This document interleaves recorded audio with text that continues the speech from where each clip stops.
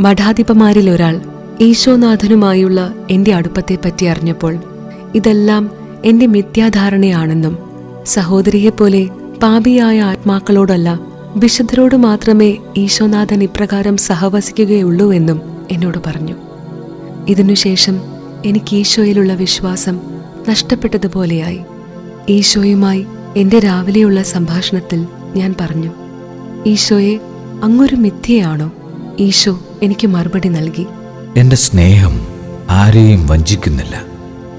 ഒരിക്കൽ പരിശുദ്ധ ത്രിത്വത്തെപ്പറ്റി, ദൈവത്തിന്റെ സത്തയെപ്പറ്റി ഞാൻ ധ്യാനിക്കുകയായിരുന്നു.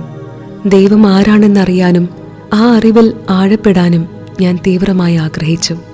പെട്ടെന്ന് എന്റെ ദേഹി മറ്റൊരു ലോകത്തേക്ക് എടുക്കപ്പെട്ടു. അപ്രാപ്യമായ ഒരു പ്രകാശം ഞാൻ കണ്ടു. ആ പ്രകാശത്തിൽ എനിക്ക് മനസ്സിലാക്കാൻ സാധിക്കാത്ത പ്രകാശത്തിന്റെ 3 സ്രോതസ്സുകൾ പ്രത്യക്ഷമായി.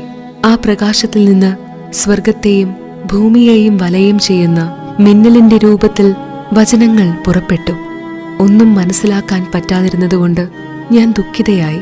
പെട്ടെന്ന് അപ്രാപ്യമായ പ്രകാശത്തിന്റെ സാഗരത്തിൽ നിന്ന് നമ്മുടെ ഏറ്റവും പ്രിയപ്പെട്ട രക്ഷകൻ അതിവിവരണമായ സൗന്ദര്യത്തോടെ കടന്നുവന്നു.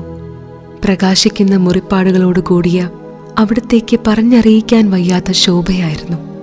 ഈ പ്രകാശത്തിൽ നിന്ന് ഈ സ്വരം ഞാൻ ശ്രവിച്ചു, ദൈവം തന്റെ സത്തയിൽ ആരാണെന്ന് ആർക്കും മനസ്സിലാക്കാൻ സാധിക്കുകയില്ല. മാലാഖമാർക്കോ മനുഷ്യനോ അത് ഗ്രഹിക്കാൻ സാധിക്കുകയില്ല.